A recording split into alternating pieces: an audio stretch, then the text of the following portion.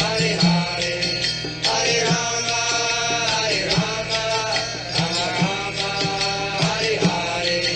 Hare Krishna, Krishna Krishna, Hare Hare, Hare Rama, Rama Rama, Hare Hare. Hare Krishna, Krishna Krishna, Hare Hare, Hare Rama, Rama Rama, Hare Hare. Hare Krishna, Krishna Krishna, Hare Hare, Hare Rama, Rama Rama, Hare Hare. Hare Krishna, Krishna Krishna, Hare Hare, Hare Rama, Rama Rama, Hare Hare. Hare Krishna, Krishna Krishna, Hare Hare, Hare Rama, Rama Rama, Hare Hare. Hare Krishna, Krishna Krishna, Hare Hare, Hare Rama, Rama Hare Hare. Hare Krishna, Krishna Krishna, Hare Hare, Hare Rama, Rama Rama, Hare Hare. Hare Krishna, Krishna Krishna, Hare Hare, Hare Rama, Rama Hare Hare. Hare Krishna, Krishna Krishna, Hare Hare, Hare Rama, Rama Rama, Hare Hare. Hare Krishna, Krishna Krishna, Hare Hare, Hare Rama, Rama Hare Hare. Hare Krishna, Krishna Krishna, Hare Hare, Hare Rama, Rama Rama, Hare Hare. Hare Krishna, Krishna Krishna, Hare Hare, Hare Rama, Rama Hare Hare. Hare Krishna, Krishna Krishna, Hare Hare, Hare Rama, Rama Rama, Hare Hare.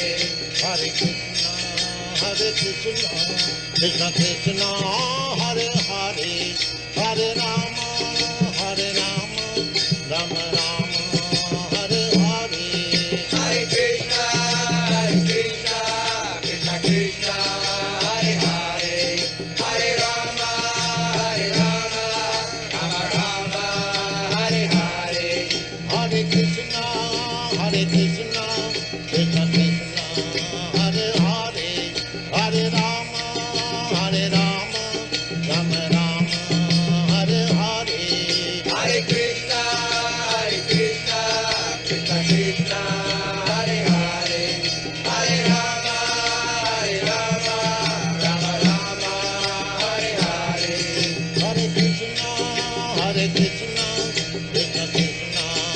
Hare Hare, Hare Rama, Rama Rama, Hare Hare. Hare Krishna, Krishna Krishna, Hare Hare, Hare Rama, Rama Hare Hare. Hare Krishna, Krishna Krishna, Hare Hare, Hare Rama,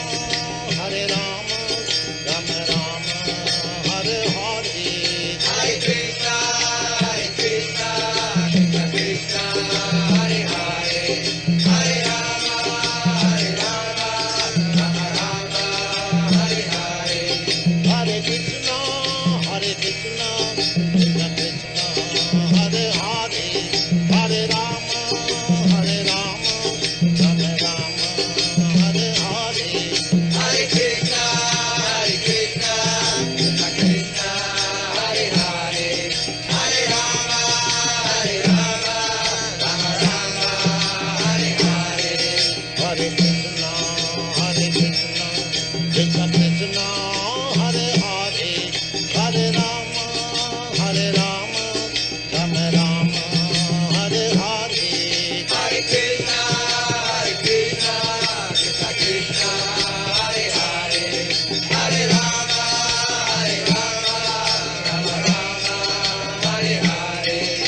Hare Krishna, Hare Krishna, Krishna Krishna, Hare Hare, Hare Rama, Hare Rama, Rama Rama, Hare Hare.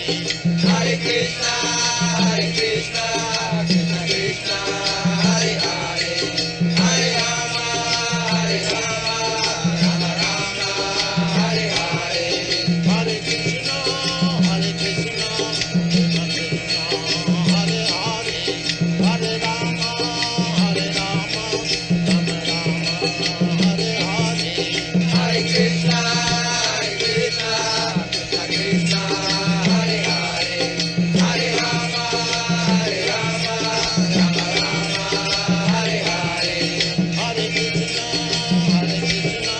Krishna Krishna, Hare Hare, Hare Rama, Rama Rama, Hare Hare. Hare Krishna, Krishna Krishna, Hare Hare, Hare Rama, Rama Rama, Hare Hare.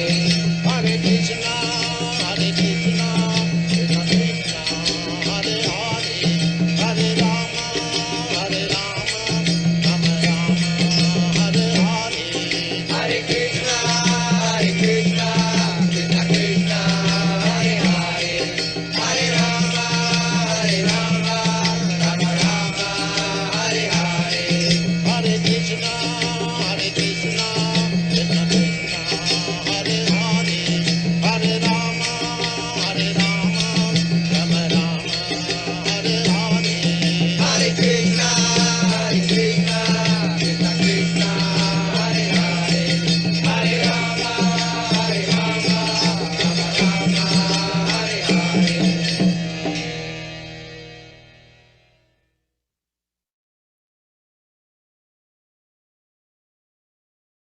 Hare.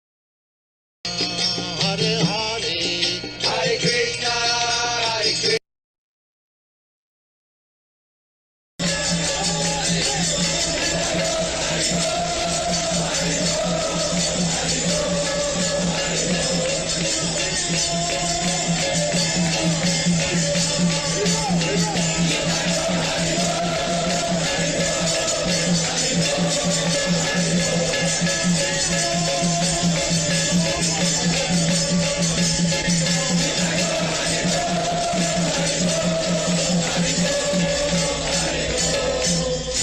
जय राधा माधव कुंज बिहारी।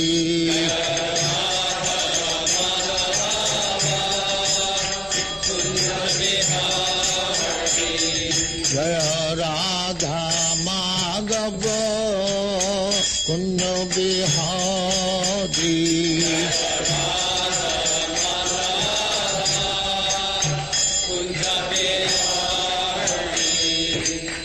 यशोदानंदन ब्रजजन रंजन।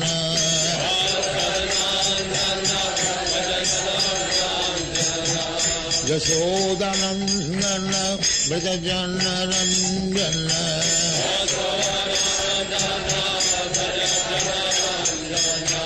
जमुना तीर बनचारी।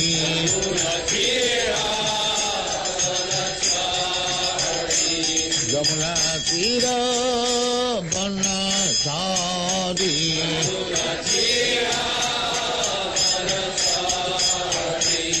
जय राधा माधव कुंज बिहारी।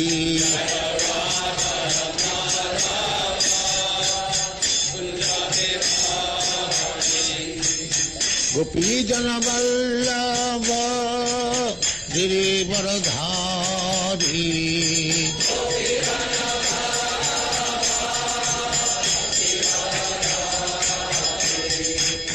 गोपी जन Vallabh Girivardhari.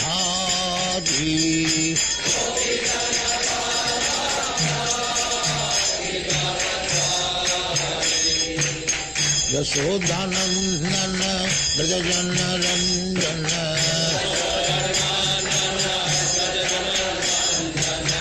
Yashodanandan Brajajana Ranjana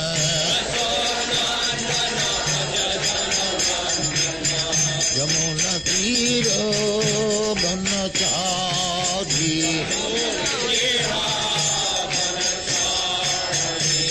Yamuna Tiro Banachari Jaya Radha Madhava Kunja Bihari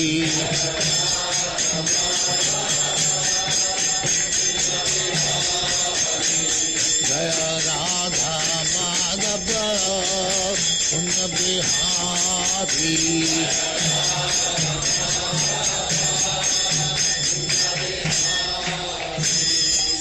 Jai Amuspa Paramanusa Paribhajaracha Sitare Smadhati Dhanta Saraswati Goswami Bhagavad Ki Jai Ananta Kodi Vaishnava Ki Jai Navacharya Shri Haridas Thakur Ki Jai Prem Se Kaho Sri Krishna Chaitanya Prabhu Nityananda Sri Advaita Gadadhar Sivasari Gaur Bhakti Ki Jai Sri Radha Krishna Gopinath Sam Khand Radha Khand Giri Gojan Ki Jai Vrindavan Dham Ki Jai Navadvip Dham Ki Jai Ganga Mai की जाए जमुना माई की जाए गुरु द्वारका धाम की जाए स्वामी तो भक्तविंद की जाए और ग्लोरी टू द और glory to the thank you very much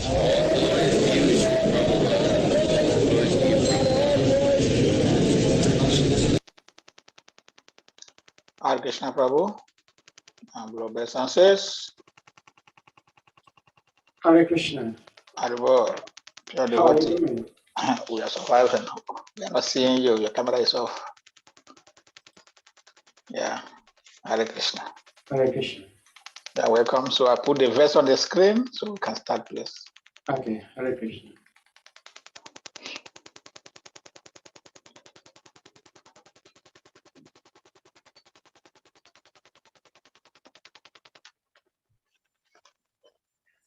Okay. Om Namo Bhagavate Vasudevaya. Om Namo Bhagavate Vasudevaya. Om Namo Bhagavate Vasudevaya.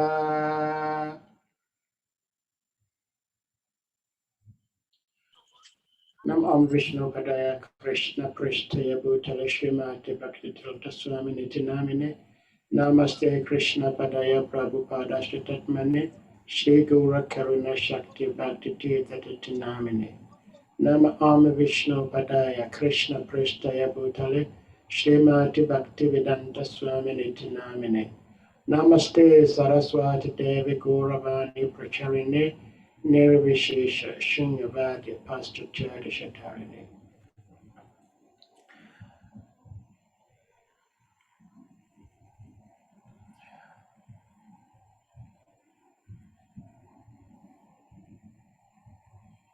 Shri Krishna Chaitanya Prabhu Nityananda Shri Advaita Gadadhara Shri Vasadi Gaura Bhakta Vrinda.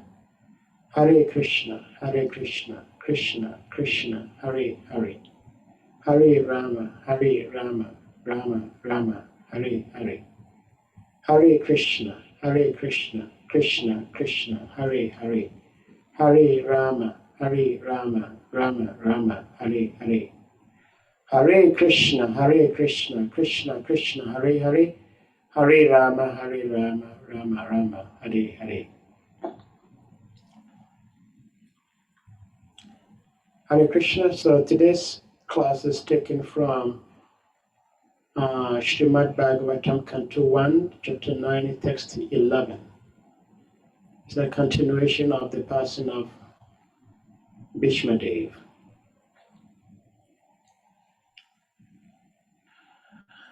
Pandu Putran Upashinan Prashraya Prema Sangatan Abhyachashtano Ragashrayir Andibhutena Chakshusha Pandu Putran Upashinan Prashraya Prema Sangatan Abhyachashtanuragashrair Andibhutina Chakshusha Panduputranupashinan Prashraya Prema Sangatan Abhyachashtanuragashrair Andibhutina Chakshusha. Word for word translations. Pandu, the late father of Maharaj Yudhishthira and his brothers.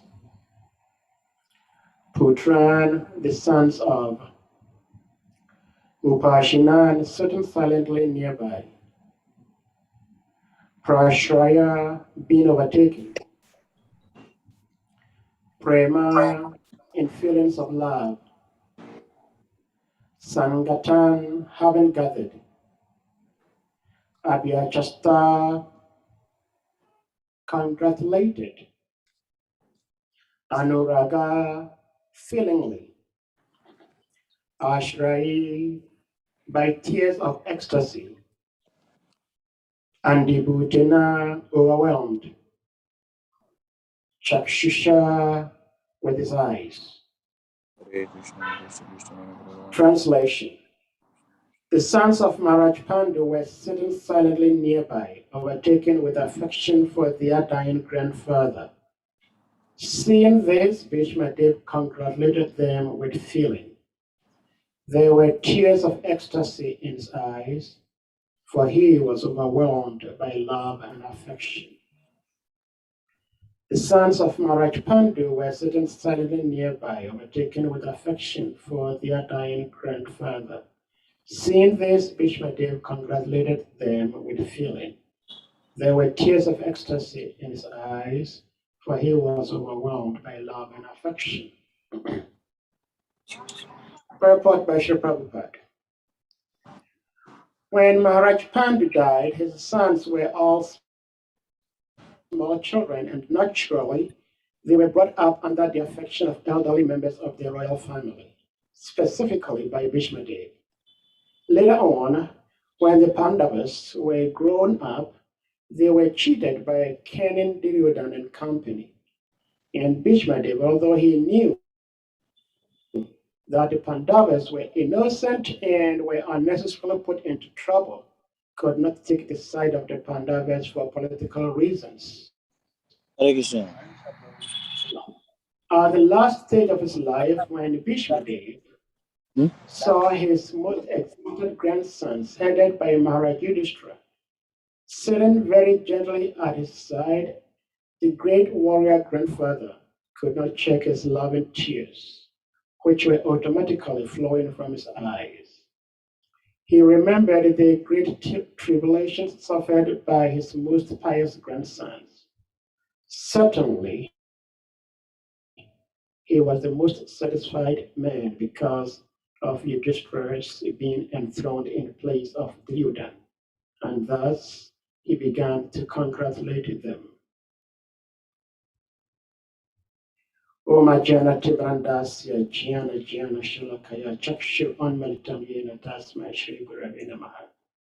Shri Chaitanya Manavishtam Stapitam Yena Bhutale Swayam Rupakatamayam Dadati Swapadantikam.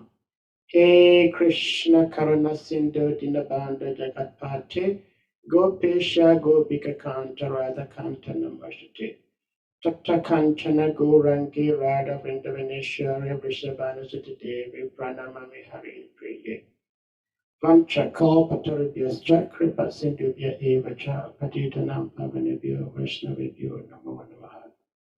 Namo Mahavadanyaya Krishna Brahmapradayate Krishna Krishna Chaitanya Namni Gora Twiza Namaha.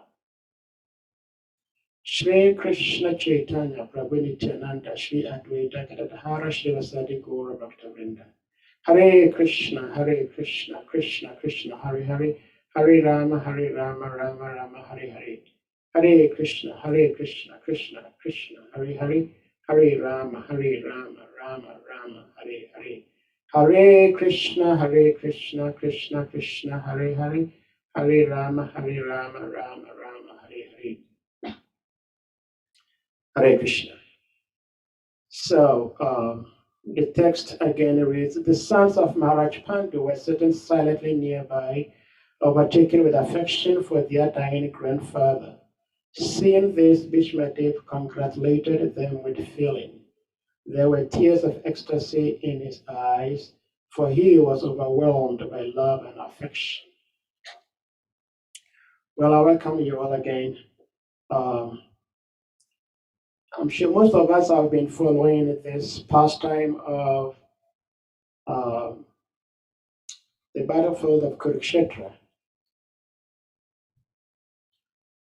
There was a battle between two groups, the Kauravas and the Pandavas. Now, the Kauravas and the Pandavas are all from the same roots. They are all descendants of Kuru, Maharaj Kuru. And so where the battle took place, Kurukshetra, is actually named after their great-great-grandfather Kuru. Kshetra means field, and then Kuru means Kuru, the late King Kuru, because it is said that this was a place where Maharaj Kuru used to go to perform his ascetic rituals. And so it was a big field, and it was considered very holy because of Maharaj Kuru. And since after his disappearance from the surface of the earth, many sages and yogis have been going there to perform lots of austerities and yajnas. So when the war was to take place, that was like the best place to go have the war at.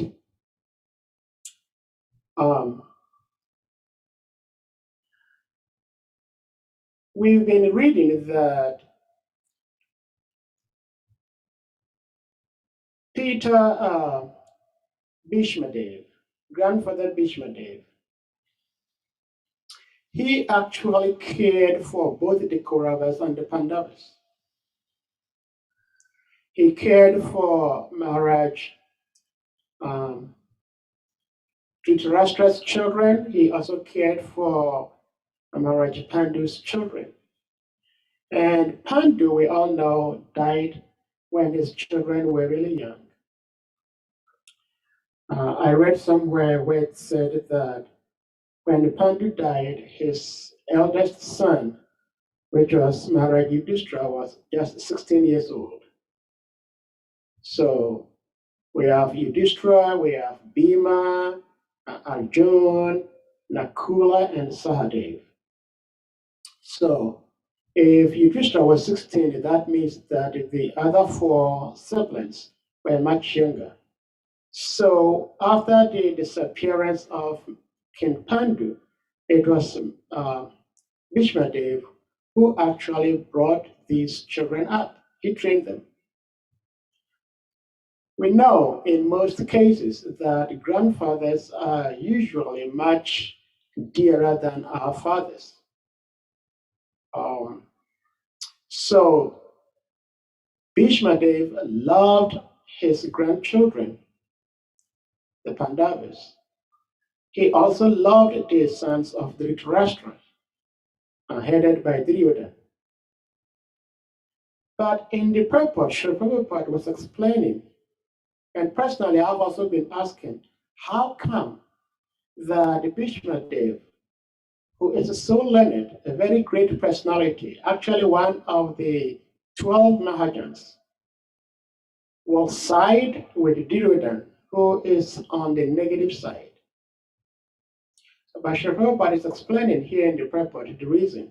And the reason is that even though Bhishmadev knew for certain that the Pandavas were innocent, they were right, Duryodhana and his camp were wrong, but for political reasons, he could not side. Bhishmadev, could not side with the Pandavas. He sided with Duryodhana, the Kauravas. So in the battlefield and the war, we understand it took 18 days.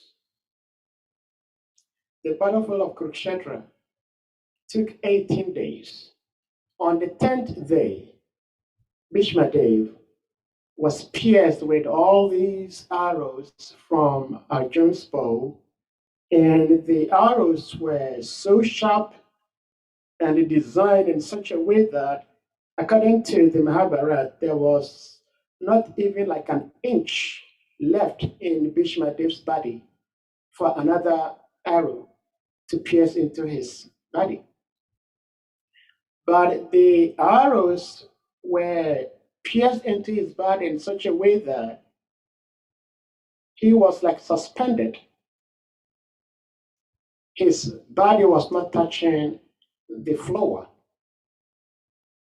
And so that is how he laid. So the arrows became his bed.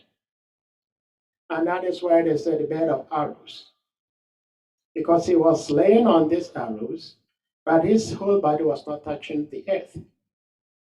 So Bhishma Dev has had this boon that he could choose when to die. And it is said that when he fell, he knew that his end has come to an end. But because he had the power to choose when to die, when not to die, he decided to depart his physical body when the sun is in the north. Because at the time when the arrows entered into his body and fell, the sun was in the south. And according to yogic tradition, it is best when one leaves his body when the sun is in the north. Even though Bhishma Dev is above all these etiquettes and disciplines, but he voluntarily decided to leave his body at that time. Lots of the time, we become bewildered by the activities of these great personalities. What it usually is that lots of these things we read from the scriptures are all pastimes. Pastimes means they are just like a drama. And when you perform in a drama, you have to have the best artists to perform the drama. Otherwise, your drama wouldn't be nice, wouldn't be beautiful. And so Krishna, being the perfect being, the Supreme Lord himself, whenever he descends into any material plane to perform his Leela, he travels, he goes with his few selected perfect dramatis personae. In other words, people who perform these dramas. They are specially trained to perform these arts. And so he has the Pandavas who are always with him, the Kunti always with him, to perform these pastimes. Because the pastimes are so endearing and so difficult that ordinary people cannot perform these pastimes. And so Krishna uses his own set of people that are very conversant with the play, and they play it so beautifully. So the battlefield of Kurukshetra is a drama. It's a drama staged by Krishna to teach the world that these things are bound to happen in this world. And when they do happen, this is the way you have to use to correct yourself and check your enemies. I also once read that there was one guru who was told that, hey, Maharaj, you preaching so forcefully, you smashing all these Mayavad philosophers, and so you're creating so much enmity for yourself. So our suggestion is that you get yourself some people to guide you and guard you. He said, no, enmity is only in the mind. You don't have to care about enmities. No one is born, no one's enemy, no one is born, no one's friend. It's just a mind. But unfortunately, because of the force of his preaching, and because he was smashing all these Mayavad philosophers, these Mayavad philosophers teamed up, gagged him at some point, and killed him. So being a devotee does not mean that everything is rosy, that there are no enemies. So here we see that Bhishmadev and the Pandavas, the Kauravas, they're all self-realized souls, yet they saw that there is enmity. Srila Prabhupada also explains in the purport that if one did not find another as an enemy, how do you wage a war against such a person? You only wage a war against beings or people whom you think and feel that they are your enemies. So the Kauravas felt that the Pandavas were their enemies. The Pandavas felt that the Kauravas were their enemies. And that is why they went to war. And Bhishma, for political reasons, sided with the Kauravas, that is the group belonging to Duryodhana. So, well, after he had been pierced with all these arrows on the 10th day, of course, the Pandavas were having so much remorse, they were having so much pain.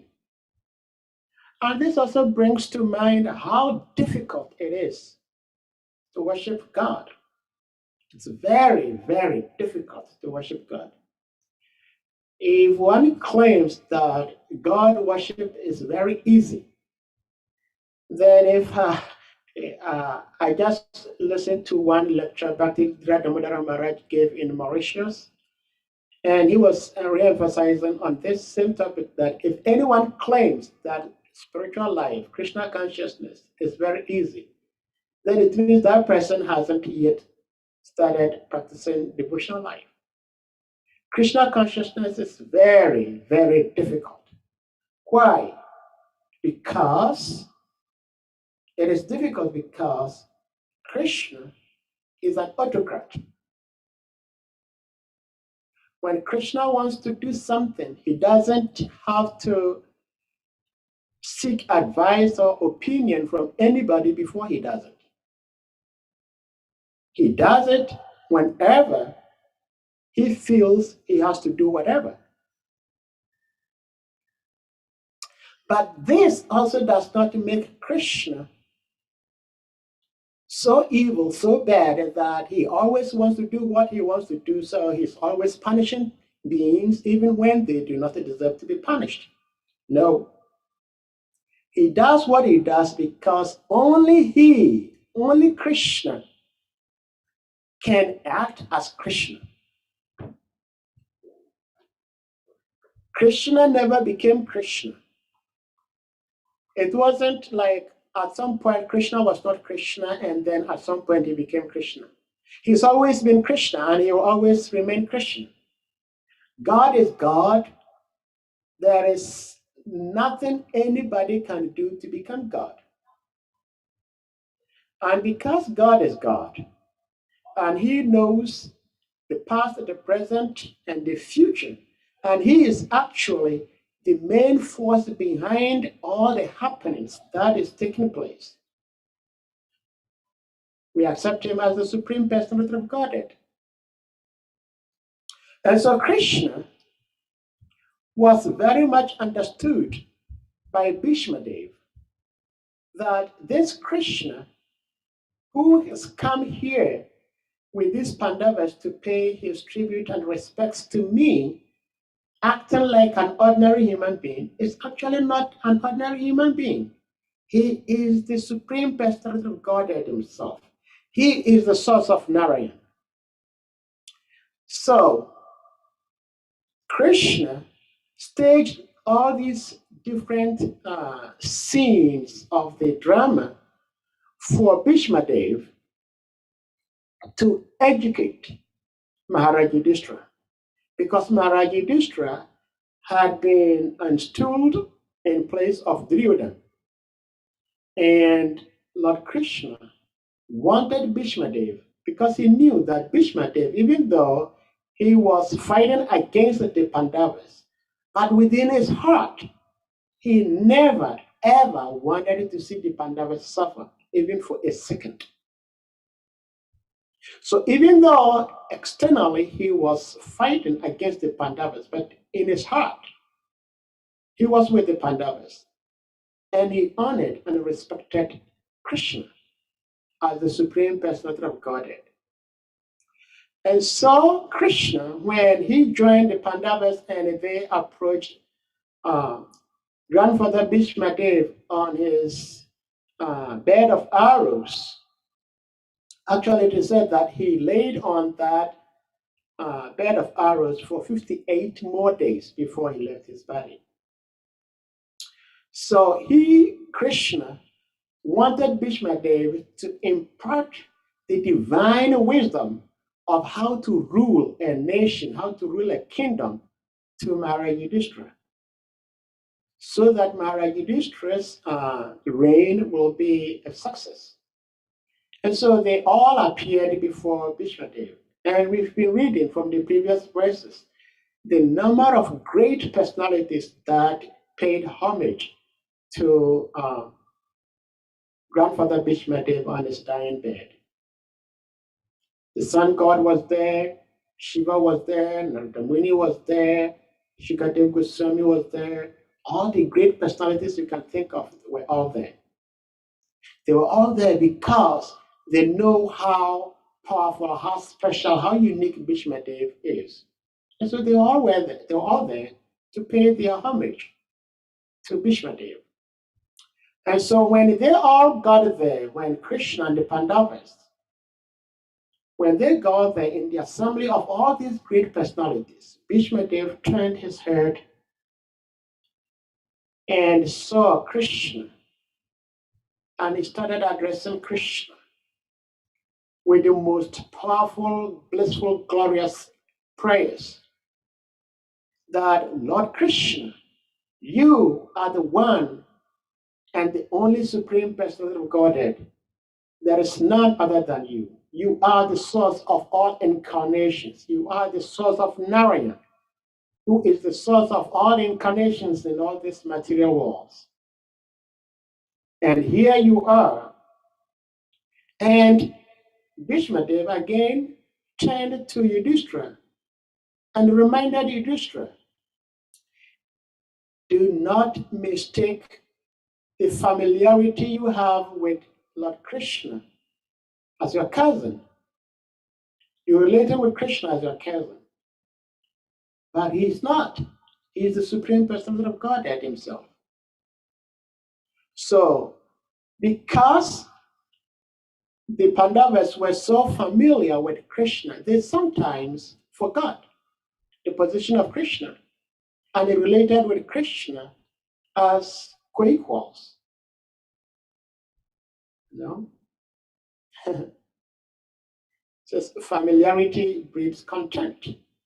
And so it's very important for us, especially as aspiring devotees, like when we get very close to the spiritual master, we do not take the spiritual master for granted. The spiritual master sometimes may be so lenient, so friendly, so casual to us, but we have to understand that this is my guru. This is the spiritual master. He's not my friend. He's none other than my guru. It's very easy. I remember some time ago when His Holiness Kavichandra Maharaj would visit Ghana when I was in Ghana those days. Maharaj was so free. He would relate with me as if I was, how should I say it, like I was his peer. But under all circumstances, I'm nowhere, even materially speaking, I'm nowhere close to Maharaj. But He would sit down with me and have a nice chat with me. We would discuss everything as like normal friends, peers would discuss. And luckily for me, I always had to remind myself that this is Maharaj, this is Gurudev. I did not have to go beyond a certain limit. As the witness, we have to remind ourselves and check ourselves. Even when the Guru is being playful and being so friendly and so lenient, that we do not become so liberal to a point that we play with the Guru as if we're playing with our peers. No. So Bhishmadev was trying to remind Yudhishthira and the rest of the Pandavas that this Krishna is very tactful, is very playful. He knows how to play his dramas. So he's relating with you, you're considering him as a cousin, but he's not your cousin. He is the Supreme Personality of Godhead, whom we all adore and worship. So do not make the mistake of considering him as a cousin. He is the Supreme Lord. Bhishmadev was trained in how to rule a kingdom by higher denizens. We all read how Mother Ganga, who is the mother of Bhishmadev, and of course, Bhishmadev is also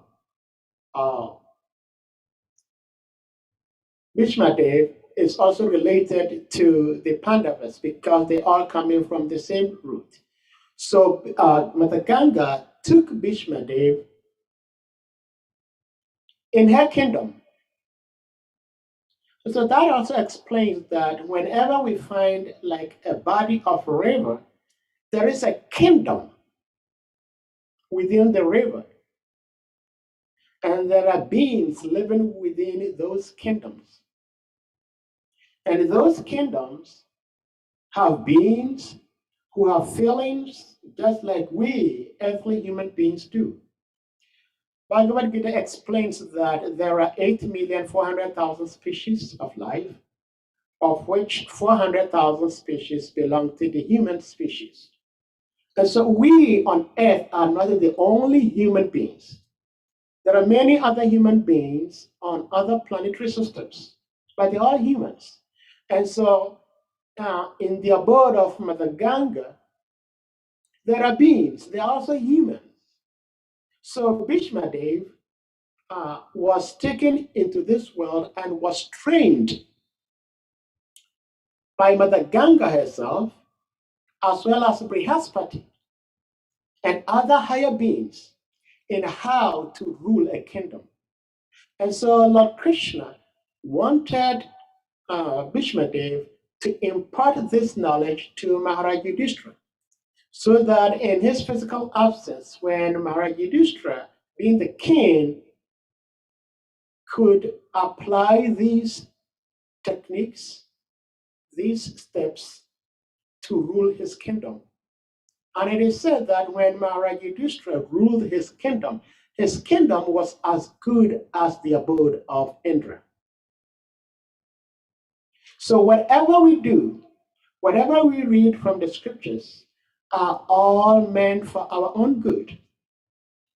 Because we cannot understand what is going on behind the scenes, we judge things based on our own intelligence, our own understanding, and we find faults.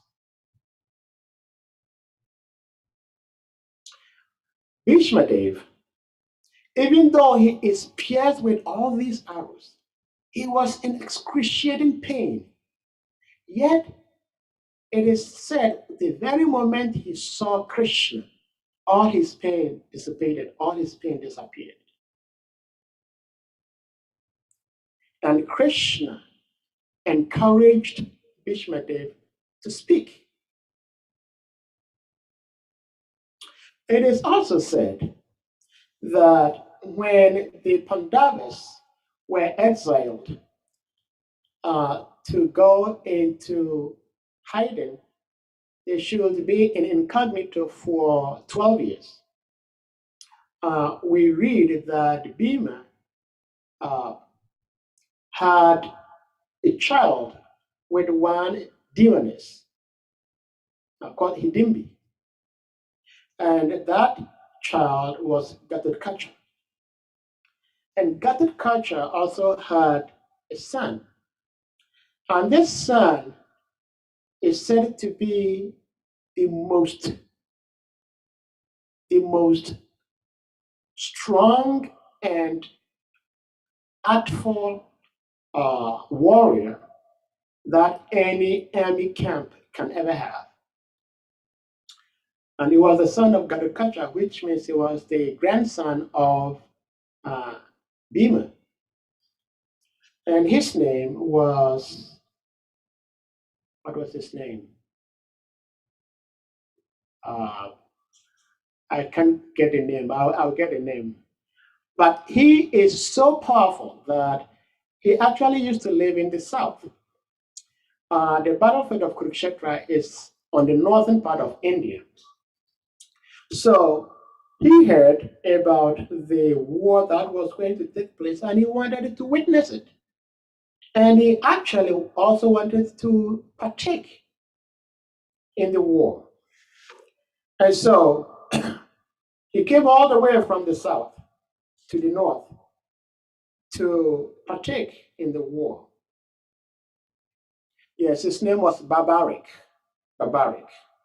So Babarik was the son of Gatotkacha, and Gatotkacha is the son of Bhima. So Babarik is a great son of Bhima. So under normal circumstances, you would think that Babarik will be on the side of the Pandavas, because after all, he's a grandson of Bhima, who is fighting an enemy. But because he was so very much afraid, somebody gave a hint to Krishna that, hey, Krishna, there is this person called Babarik. He is the most artful warrior ever the world has ever seen.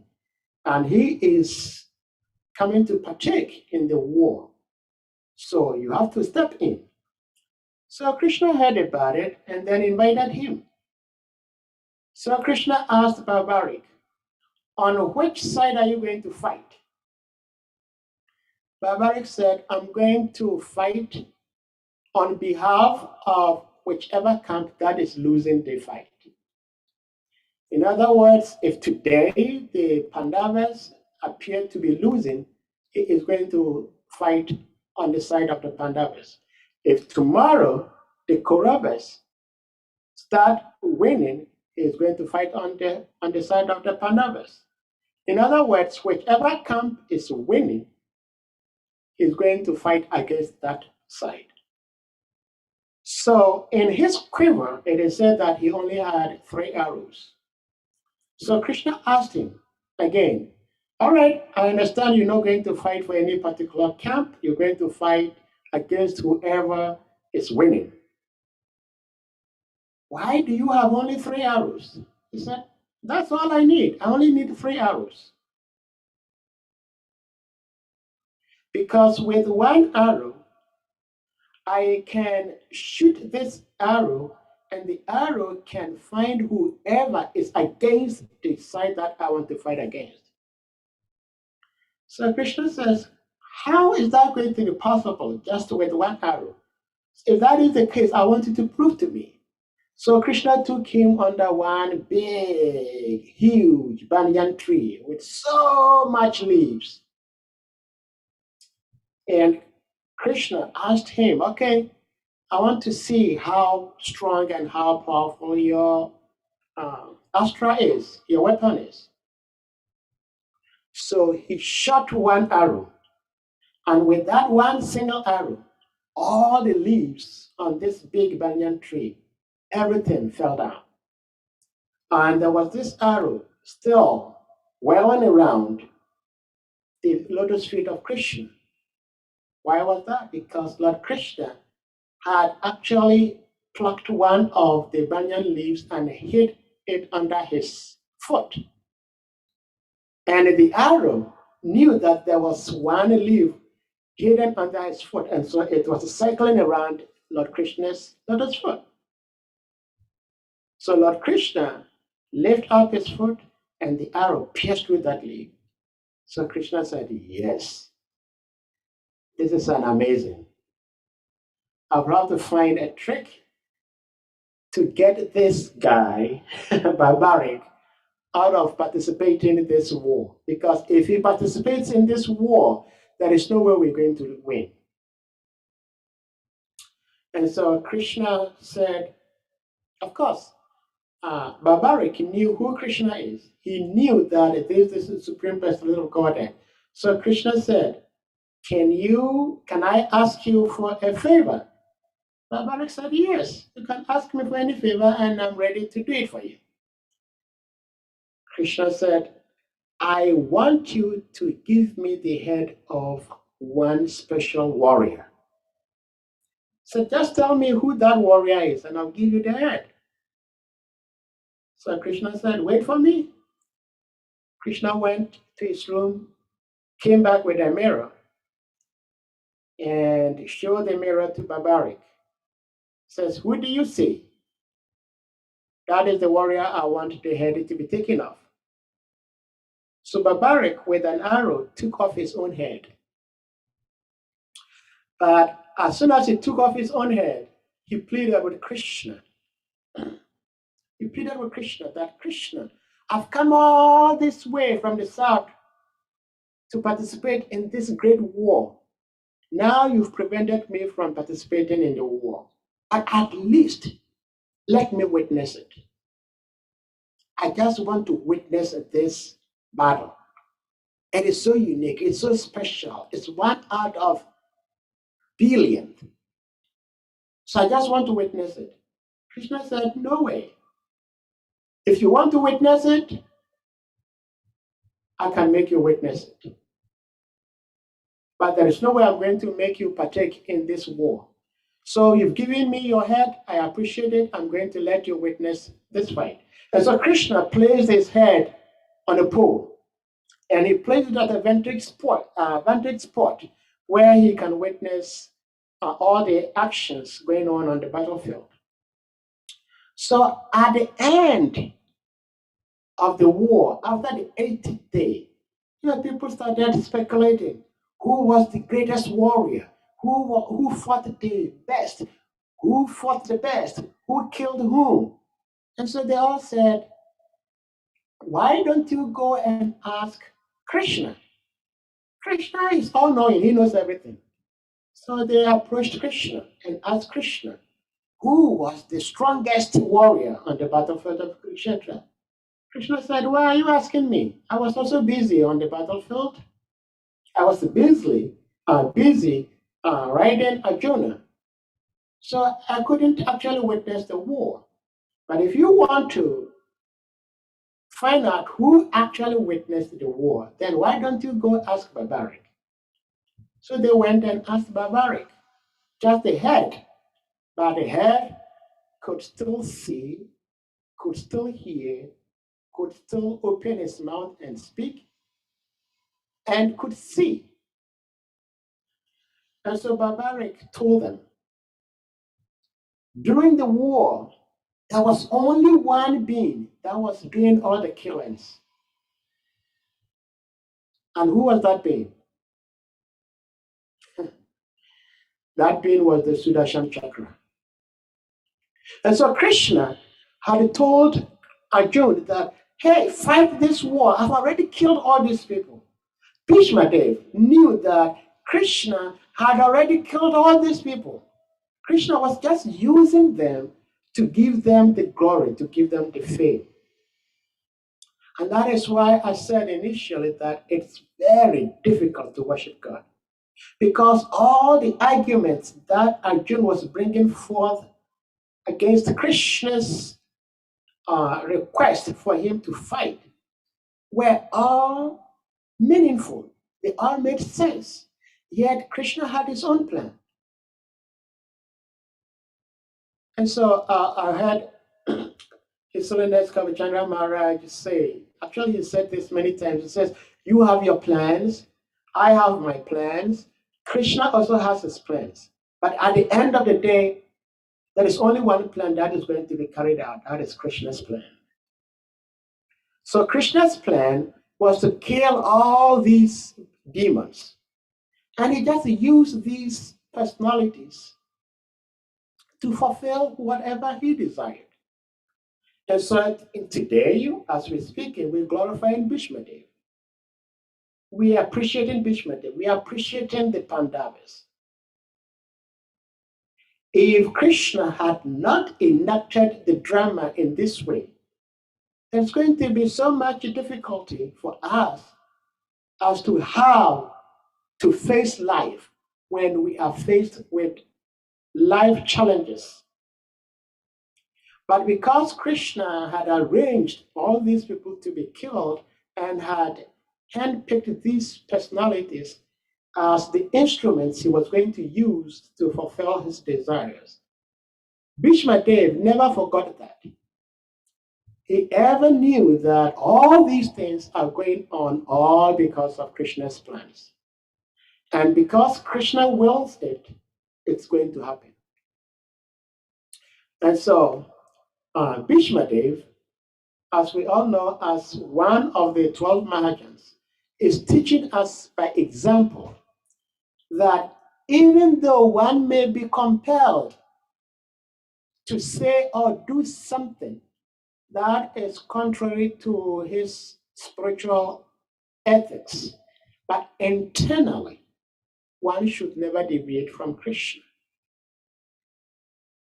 It is said in Gita 2:70 in the purport, Srila Prabhupada was explaining, because Krishna was explaining that the successful yogi is like an ocean. When it rains, there's so much water pouring, but those rains pouring never make the sea rise. The sea does not overflow its bank because there is so much rainfall. No. And again, when there is a dry season, when everything is dried up, the sea does not dry up. So Bhishma Dev is likened to the ocean. He's so deep. He is so deep to the point that he does not need anything external to add up or take away who he is. So as Vaishnavas, that is the point that we all have to come to. That we come to a point whereby no matter what somebody says or no matter what somebody does, we do not get distracted from our service to Guru and Krishna. And no matter what others say or do, that does not also deprive us our enthusiasm to serving Guru and Krishna. Krishna is self-satisfied. He's Atmaram. We are not self-satisfied. But when we try to become servants of the Supreme Lord, Krishna gives us a little bit of that, of his energy, that we become satisfied. And that is why pure devotees of the Lord are ever satisfied with whatever come their way. If they have food, they are satisfied. If they have no food, they are satisfied.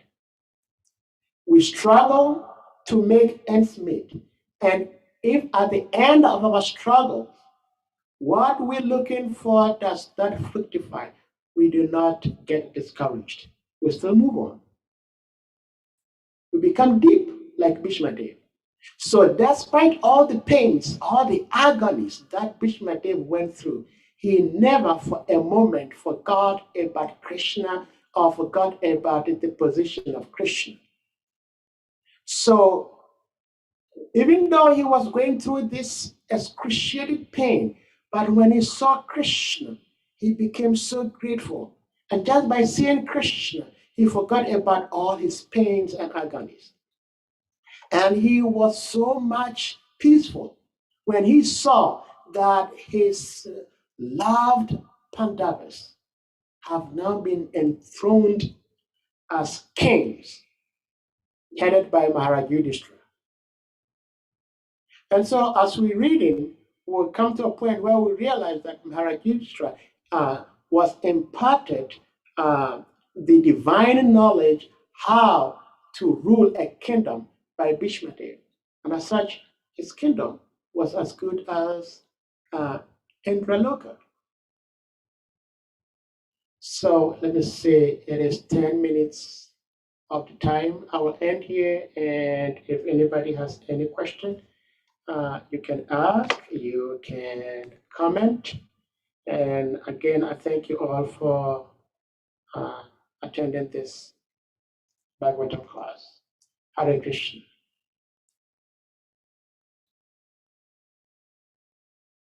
Thank you, Prabhu, for your nice class. Hare Krishna. So I have one question for you. You know, we preach about karma. Yes. All the people we hear their stories in the scripture, they committed one offense or the other in their previous life for the two births. So I want to know, or if you have come across, what offense did the Pandavas committed to take births as the sons of Pandu, to have a father who would leave them such an early age that makes them go through all the tribulations? What reaction, what karmic reaction are they paying back when the man by their father leaving them so early? They have to experience all those things. Well, that is a bomber question. I haven't read or come across anywhere where it is stated that the Pandavas previous lives they lived this life, that life, and that is why they are suffering the way they're suffering in this particular lifetime. But like I said, if I'm allowed to speculate, my only speculation is that these Pandavas are like special dramatic personae. In other words, they are Krishna's eternal associates that Krishna uses to perform his leelas. And so Krishna's leelas are so special that only special beings can partake in such leelas. And so Krishna has decided to use these Pandavas as well as many others like Madakunti, where I read that Srila Prabhupada said Madakunti is always within the material world because she's constantly helping Krishna perform his pastimes. So with that, my assumption will be that the Pandavas suffered the way they suffered, not because they had any karmic reactions, but because Krishna so chose them to perform these leelas as he performs his leelas all over the different material universes. We read that Krishna told Arjuna that many lifetimes you and I have had, but you don't remember them. I remember them all. So this same Arjuna Krishna appeared as Narayana in previous ages. But I've also read that Bhishmadev went through the pains he went through because of a crime or sin that he had committed some time ago. In fact, it is said that when I don't remember who, but I heard somebody say that Bhishma asked Krishna, like the similar question Krishna Prabhu asked, that Krishna, why am I suffering this pain? What did I do in my previous birth for me to go through this pain? And Bhishma said, I have been able to go back into my past 100 births, but I do not see any of those 100 births where I committed any sin for me to go through this pain. And Krishna said, yeah, but you don't remember your 101 birth. Your 101 birth, you were a prince, you had gone out for hunting, and you wickedly killed a particular animal, but this animal was a sage. And so that sage cursed you. I don't remember the entire story, but that is what I heard somebody say. So In regards to the Pandavas in particular, I am not sure of whatever comic reactions they performed, except that I would suggest that it's because Krishna uses these people to enact his drama, his pastimes. If anybody has read or has a better answer, one may do so. Hare Krishna. Thank you. Krishna Prabhu. Thank you for that. I wish I was in your position and you were in my position. I You'll will be never be speaking. there. I'm not speaking nothing. Hare Krishna. Thank you. So my second question, before somebody have question, my second question is, when we preach this particular chapter to non-devotees, it seems as if Krishna consciousness is all about death, killings and deaths. So how do you convince a non-devotee that this is devotional service or what this chapter is all about, apart from putting fear in them, leaving the body, dying? Well, that's also a very good question.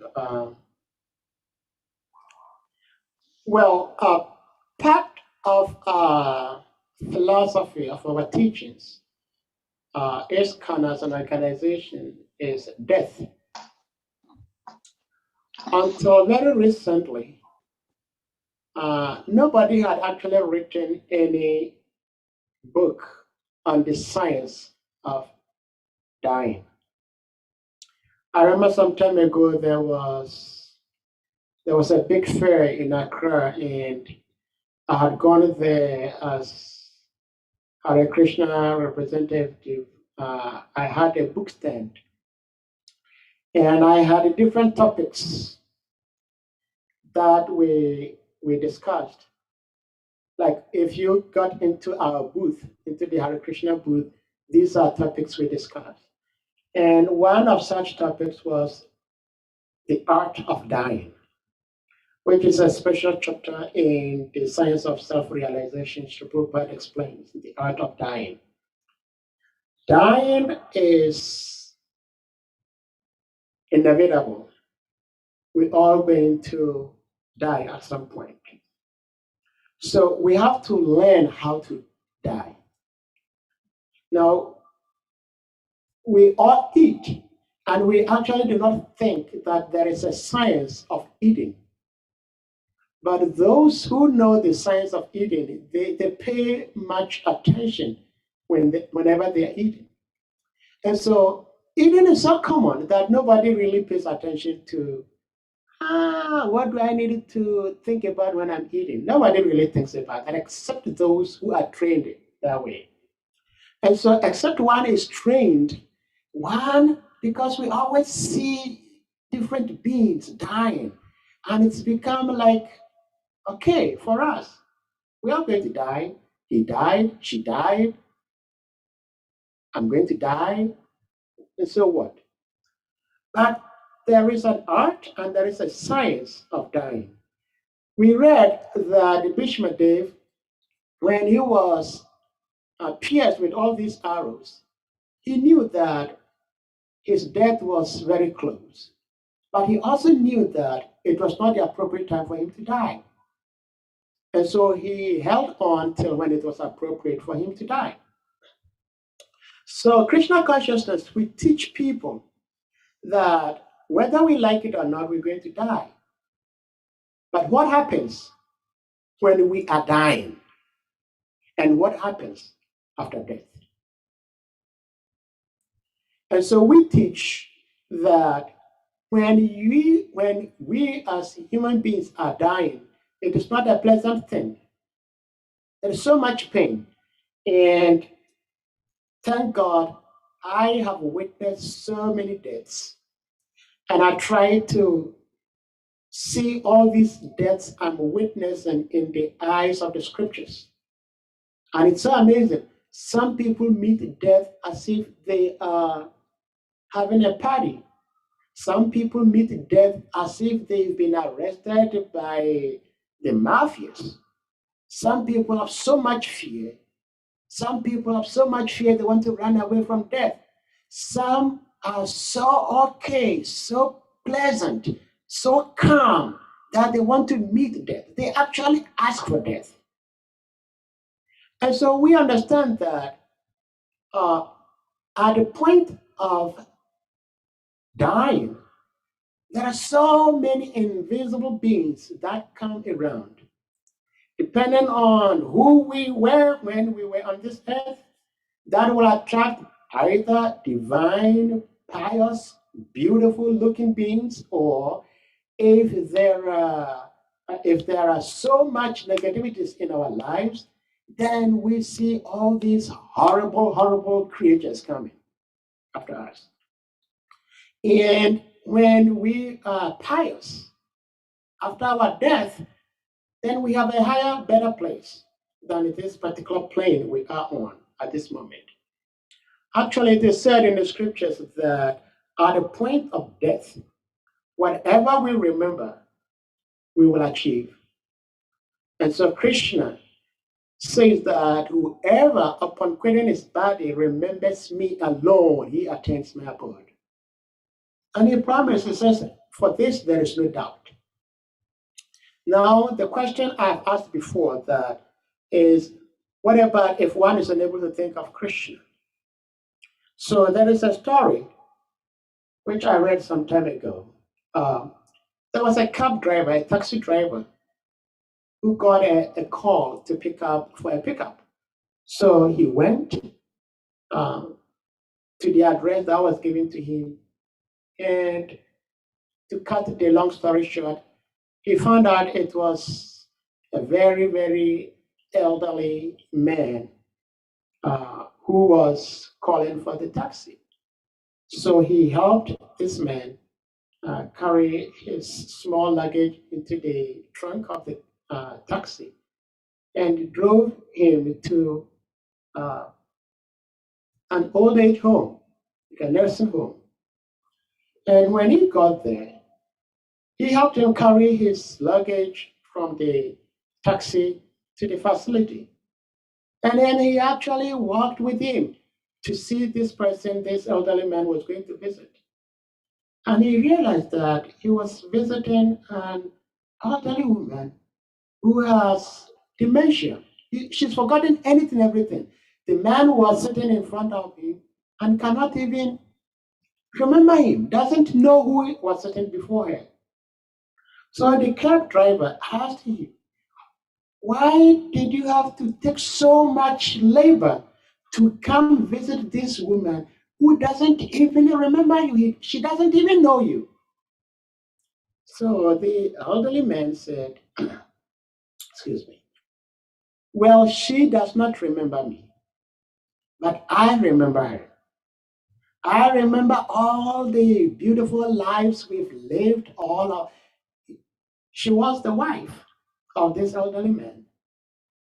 So if an ordinary human being can remember all the good things that his wife has done for him, and now at this point in her life, she cannot remember anything. She cannot do anything for him.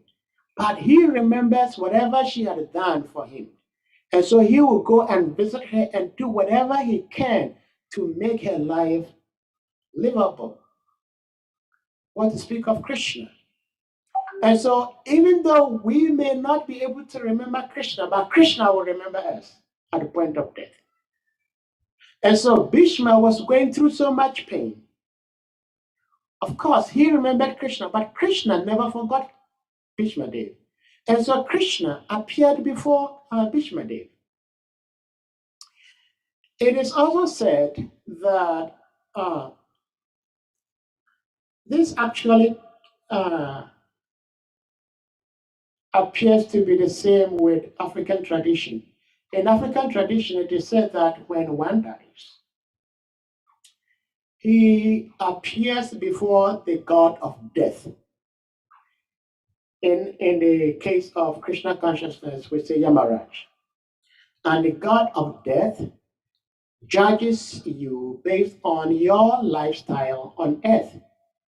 And based on how you lived your life, you are sent to a particular planet, a particular family, your reaction, your karmic reactions are all arranged before you, and then you appear on that particular planet in that particular family. But we read here, Bhishmadev, that the reason why he appeared on earth was because he was a Manu, and he and the other 7 Manus, 8 Manus, attempted to steal Nandini, which is a special cow belonging to Vashishta Muni. And so he was cursed to appear on earth and live for many, many lifetimes. And he pleaded. He pleaded that, why don't you allow me to appear on earth for just one time?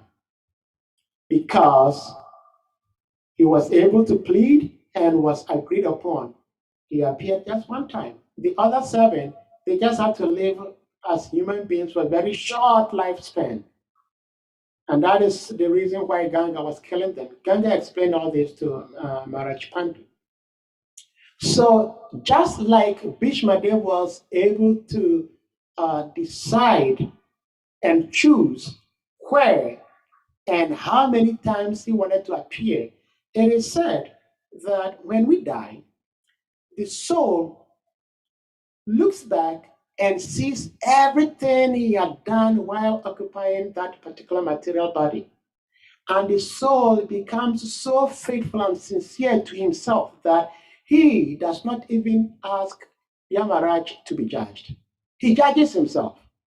The soul looks back, sees everything he had lived, and then says to himself, I lived this way, I lived that way, I lived this way, I lived that way. So what I deserve is to appear on this planet, to appear in this particular family, to be born this way, to be born rich, to be born poor, to be born beautiful, to be born this, that. So the soul picks all these things for himself.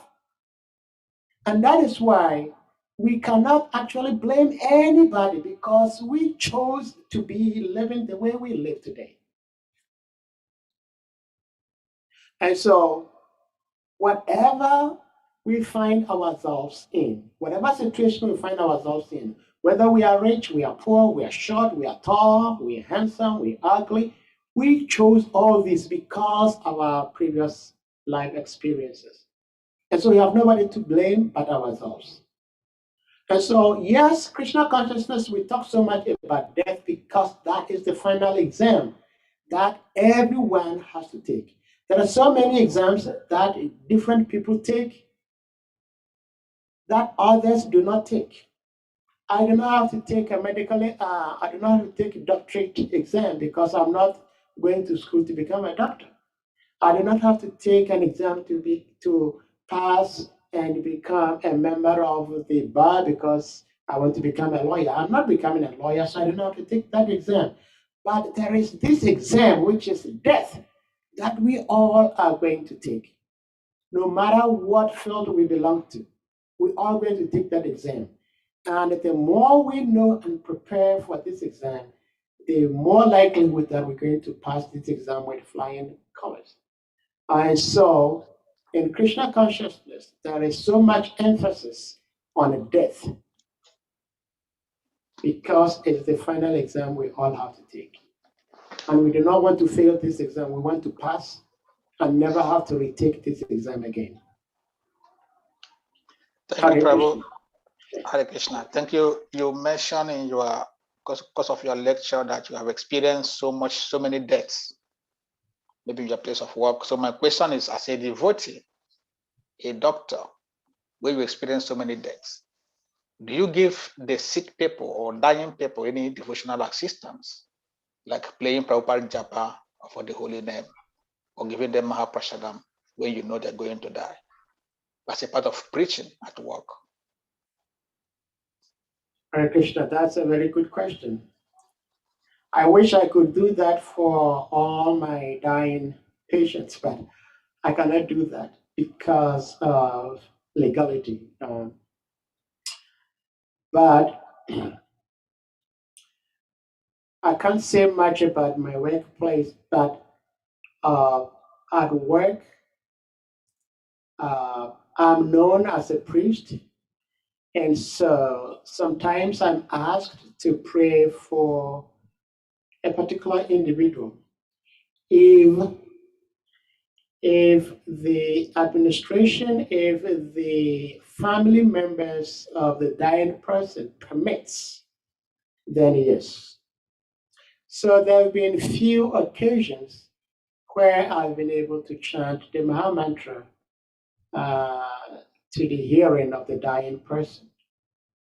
There have been few occasions where I had thought and felt that I could give like Maha to the dying person, but that I've never been able to, because you wouldn't want to do anything that somebody could say that my loved person died because you did this, because you gave him this, you gave him that, which is very easy and quite likely that somebody would do that. So all you can do is, if it is allowed, you chant the Maha Mantra loud enough to the hearing of the dying person. But regardless, what I usually do is to hold the hand of the dying person and to chant, and then chant the Maha Mantra mentally to the dying person. And well, I'm as sinful as you can imagine, but I have seen in many instances that when I do hold the hand of the dying person and chant this mantra internally, the dying person seems calmer than before.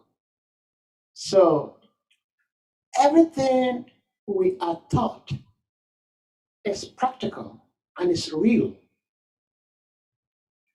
I have seen so many instances where somebody dying is so fearful that he or she will ask the hand of another person to hold him and be. I've seen many times somebody will hold my hand and says, "Pull me out, pull me out, pull me out, pull me out," and I know at that point that he or she is being dragged by unseen forces, and he doesn't want to be dragged out of the body, and so he wants to still keep living in the body. So he's also asking you to pull me, you know. And I've seen so many instances, people screaming, yelling. They always want to have somebody with them. They always want to have lights lit. And there are many others. They're so peaceful. In fact, they look more beautiful after their death than when they were alive. There are so many corpses I've seen that appear more beautiful than when they were alive. So this death, this process called dying, is a very serious thing. But when we prepare for it, it's not very horrendous. It's not so awful as it appears, but it is very awful if one is not a devotee. If we are not practicing devotional service, we act in sinful lives, and then at the point of death, it's very pitiful. That's from my little experience I've had with lots of people dying. It's not an easy thing. Hare Krishna. Hare Krishna. So anyone has any question? If not, when I close the class, if you want to keep him, ask question. All right. Okay, thank you very much. So we ask all the devotees to kindly unmute yourselves. Let's chant Hare Krishna to Prabhu for coming for today's class. Hare Hare Krishna, Krishna, Hare Hare Krishna, Krishna, Krishna Krishna, Hare Krishna, Hare, Hare Rama. Hare Rama, Hare Rama, Rama Rama Rama Hare Hare.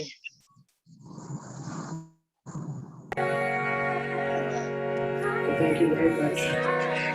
So we ask all devotees to kindly unmute yourselves. Chant Hare Krishna to Prabhu for coming. Okay, plus. Hare Krishna, Hare Hare Krishna, Krishna, Krishna Krishna Krishna, Krishna, Hare Hare Hare, Hare. Hare Rama, Hare Rama,